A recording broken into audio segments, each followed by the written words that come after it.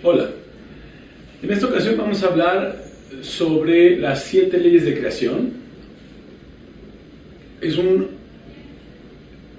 Es comprender cómo se va formando el universo y cuáles son las leyes que nosotros tenemos que observar o las leyes básicas que observamos en geometría sagrada. Estas 7 leyes de creación tienen una relación directa, tienen que ver con el proceso de cómo se arma un tubo toro, cómo se ensambla un toroide y cómo el toroide, ya que está ensamblado, se va duplicando para generar todas las posibilidades infinitas de las infinitas capacidades y las infinitas posibilidades cósmicas. La primera ley es la ley del vacío, la ley de la vacuidad. La ley del vacío en sánscrito se dice sunyata y quiere decir la vacuidad, y es la vacuidad donde existe todo potencialmente. Es el vacío donde potencialmente todo existe. Es el vacío donde existen todas las posibilidades. El físico cuántico estadounidense Bohm hablaba del orden implicado, y el orden implicado quiere decir las posibilidades que subyacen en todo lo existente. El vacío lo entendemos como el vacío de una semilla, donde potencialmente existe un bosque, pero está contenido. En el vacío, el universo conocido, el 98% de él es vacío, mientras que el 2% es materia sólida. Este vacío está contenido o tiene las posibilidades de desarrollar todo. La ley del vacío nos sirve en nuestra vida cotidiana y la podemos comprender en términos prácticos como que para poder empezar cualquier acción, cualquier emoción, para poder manifestar cualquier cosa, cualquier experiencia, lo primero que tenemos que hacer es fijar un punto cero, fijar un vacío, fijar nuestra atención, nuestra no tensión, fijarla en algo, tener un punto de anclaje. Cuando logramos tener este punto de anclaje, podemos empezar a crear. Si no hay este punto de anclaje, si no hay este momento de introspección, de vacuidad, de reflexión, no se puede crear porque no hay un punto. No hay un punto de referencia. Este punto de referencia o este vacío se fija con la atención. Cuando te vuelves un vacío y permites, te vacías de pensamientos, te vacías de emociones, te vacías de motricidad, te vacías y permites que se manifieste cualquier cosa. Es como una jarra, una vasija que va a ser llenada por algo. Esto nos da paso a la segunda ley, que es la ley de la unidad o ley del campo unificado. La ley de unidad nos habla que todo se crea a partir del símbolo de phi, en donde hace un 0 y un 1. 0 el vacío y 1 la unidad. El 1 como el principio que corta el vacío y genera el todo. Después vamos a ver más leyes, pero esta ley de campo unificado, esta ley de unidad, nos habla que en las religiones se dice hay un solo Dios y muchos son sus nombres o muchas son sus manifestaciones. Y en ciencia se llaman la ley de campo unificado.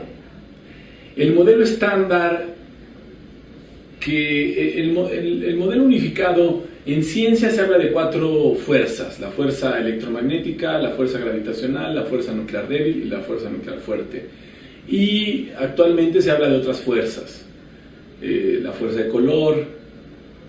Se hablan de otras fuerzas que tienen que ver con el interior del núcleo atómico, pero el campo unificado lo que se busca es vincular el macrocosmos con el microcosmos.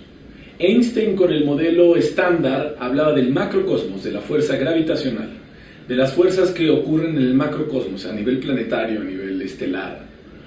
Y en física cuántica se habla de las fuerzas del microcosmos, de las fuerzas que tejen el interior de un átomo, que tejen el núcleo atómico. Las supercuerdas, por ejemplo. Estos mundos aparentemente divorciados entre el macrocosmos y el microcosmos, la ciencia no termina de demostrarlo todavía a nivel matemático, pero hay muchos postulados teóricos que lo demuestran. Michio Kaku, un físico estadounidense, plantea que la geometría fractal es la solución, citando a un premio Nobel, es la solución para la unificación y la comprensión del campo unificado.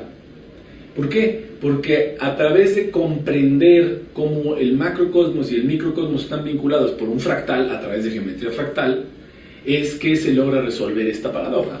Un extraordinario investigador estadounidense, Nassim Haramein, demuestra matemáticamente cómo a través de la geometría fractal el macrocosmos y el microcosmos están vinculados.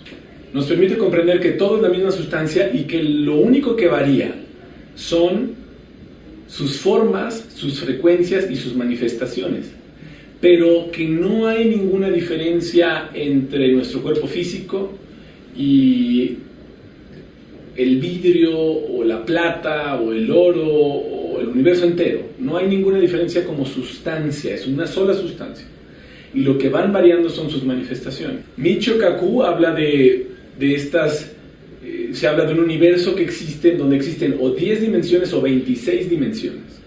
Y estas 10 dimensiones se hablan de 4 dimensiones espaciales y 6 dimensiones temporales o nucleares. Es curioso observar dentro de la división del 6, dentro de la división de las 10 dimensiones hay 6 y 4. Como phi, 6.118 o 3.82. La teoría del campo fractal brinda soluciones para la mayor cantidad de paradojas en las que vivimos. Por ejemplo, la generación de dispositivos que creen gravedad. Entender por qué dos pueblos luchan entre ellos es entender que el campo electromagnético se está cruzando con interferencia destructiva. Nos permite entender cómo funcionan los armónicos del corazón, los armónicos de la voz, cómo funciona el cerebro en el sentido eléctrico toroidal del cerebro, en donde en el centro, en el cuerpo calloso, se genera un vacío y por lo tanto se genera la conciencia. Faraday, un físico y químico británico, observó que la capacitancia eléctrica es a la gravedad lo que la inductancia al magnetismo. Si él está en lo correcto, quiere decir que la energía almacenada en un capacitor está almacenada como campo gravitacional. Y si esto es correcto, la manera más precisa y rápida de medir las influencias estelares a miles de años luz es a través de un capacitor, porque van a reflejar las diferencias electromagnéticas en una relación con la gravedad. Brown, un físico estadounidense, descubrió que los capacitores, cuando la capa negativa está abajo y la positiva está arriba, pesaban menos. Había una especie de antigravedad, mientras que si la capa positiva estaba abajo y la negativa arriba, pesaban más. ¿Por qué? Porque hay una relación entre el electromagnetismo y la gravedad, y dependiendo de la polaridad, es la gravedad o no que se va a generar. Otro físico estadounidense, Davidson, observó que no solo podía hacer que estos capacitores pesaran menos y generaran antigravedad hasta cierto nivel, si ponía capacitores como un fractal.